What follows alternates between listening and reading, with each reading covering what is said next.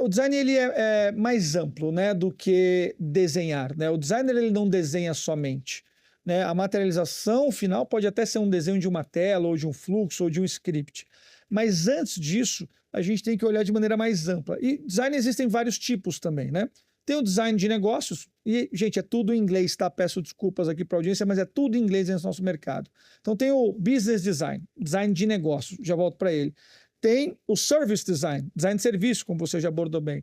Tem o product design, design de produto. Não é? O design está incluído em tudo. Em tudo. E design é sobre método, com técnica e com talento. Tudo metodologizado, é muito importante. Então, quando eu penso design de maneira mais ampla, eu penso ele fragmentado em 3 Ds.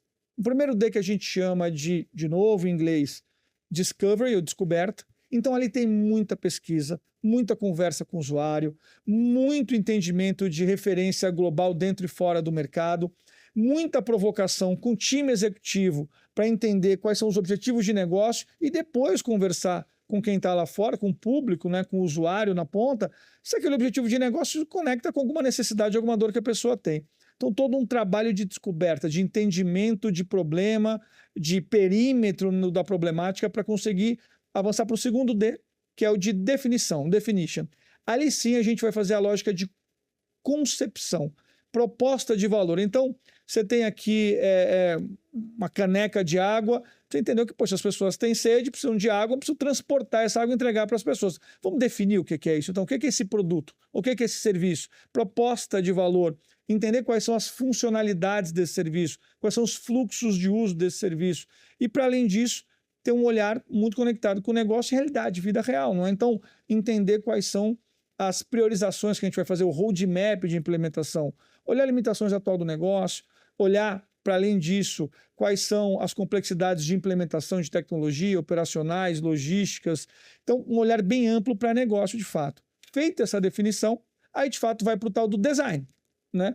E aí o design é sobre construir a melhor interface possível, mais intuitiva possível, mais simples possível, quando é um produto que vai existir ali na tela do seu celular, na tela do seu computador, no seu WhatsApp, ou uma dinâmica de serviço, que é como que você vai, por exemplo, chegar numa empresa, numa agência de um banco, vai chegar num hospital ou num consultório, da jornada, né? E como que você vai ser melhor atendido. Vai lá no totem, recebe um ticket, aí você vê o seu número, aí dali você vai para uma sala de espera, como você vai rapidamente essa espera não se tornar uma coisa chata, mas sim algo que possa funcionar na jornada do cliente. Então, o designer deveria, eu digo deveria com muita dor no coração, estar em toda a decisão de negócio.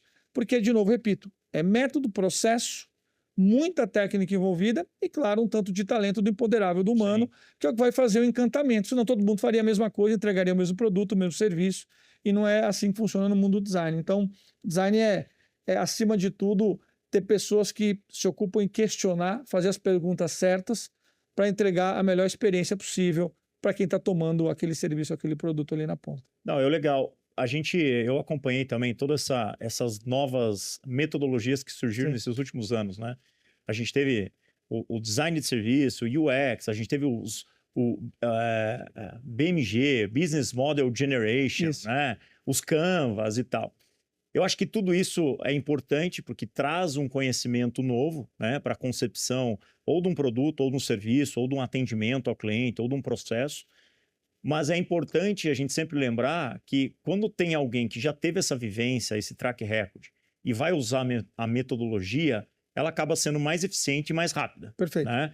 Porque senão o que acontece? Aí eu vou trazendo um histórico meu, né, lá atrás, que principalmente na parte das startups. Era moda todo mundo ir lá e querer botar o BMG, né, as chaves, a Business Model Generation, persona, recursos chaves, o que você vai atuar, valor e tal, não sei o quê. Aí um monte de empresa vinha e dava curso, treinamento, como você fazer Canvas. Aí você parava a empresa para a empresa fazer curso, botava todos os funcionários para fazer curso, botavam lá na parede lá o Canvas, ficavam colando os post-its e tal, e chegava no final, cara, não tinha eficiência nenhuma.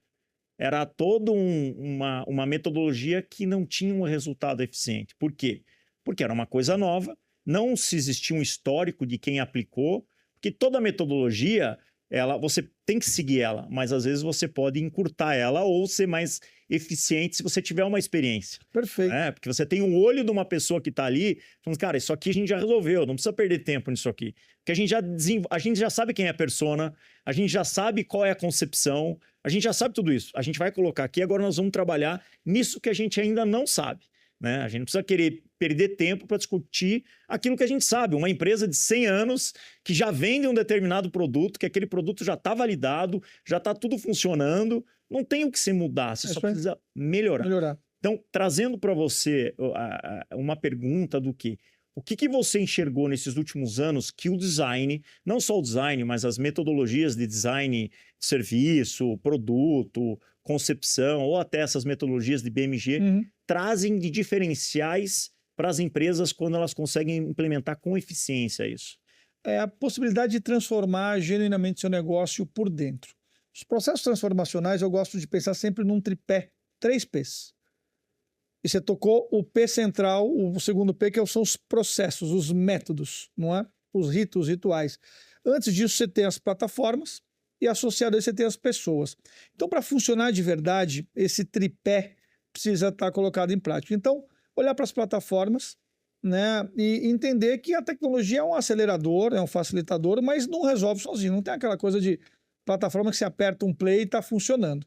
Né? E sempre se perguntar se as plataformas estão a serviço de entregar a melhor experiência para o teu cliente. Isso é uma primeira coisa. Processos fundamentais. Agora, processo sem estar em cima de plataforma não consegue ser escalado e sem ter pessoas em posição de decisão também não consegue ser implementado. E sempre se perguntar se os processos estão sendo construídos para resolver problema do negócio, da sua área, da sua divisão ou, de fato, do teu negócio cliente final. Sempre importante. E é muito natural que as empresas são segmentadas, são osciladas, são quebradas em áreas. E às vezes a gente pensa um processo para resolver o meu problema, para bater o meu trimestre, para bater o meu bônus do ano, e talvez se resolver um problema de negócio, problema de cliente, tudo bem, deveria ser um pouco do contrário. E se não tiver as pessoas também preparadas, instrumentalizadas, com vivência e aptidão, não adianta ter as melhores plataformas ou os processos mais contemporâneos, treinar todo mundo. Se você não tem pessoas em posição de decisão, com vivência e aptidão, também não acontece. Então, é uma codependência desses 3 P's para as coisas acontecerem. Mas, sem dúvida nenhuma, os métodos mais contemporâneos de gestão têm acelerado muito, têm quebrado muito a lógica dos desafios, não só organizacionais, estruturais, mas muito dos desafios culturais também, estabelecer novas culturas a partir de novos métodos de trabalho. Sim, tudo depende do tamanho também da empresa, né? Da companhia. Porque às vezes você vê, eu já vi empresas grandes sem processo, que é uma bagunça. Caos. Empresas pequenas que querem colocar processo demais e acaba ficando engessado. A empresa não consegue crescer porque é cheio de metodologia, cheio de processo, né? Os executivos, os gerentes ali têm que ficar tendo um monte de reports, né? Reunião para discutir isso, reunião para discutir aquilo. Então, a empresa acaba ficando muito engessada. Eu acho que tudo tem que ter a medida do correto. E isso a gente só consegue fazer quando a gente traz alguém que tem uma experiência, né? Alguém que já viveu isso na prática, né? Que é que nem a jornada do executivo ou do empreendedor. Cara, eu já passei por isso, né? Isso aqui, a metodologia ensina a fazer isso. Mas isso aqui funciona bem feito para você, né? Agora, isso aqui você vai usar para você, porque você é uma empresa mais estruturada. Então, o que hoje... Eu vi que na apresentação você atende grandes clientes.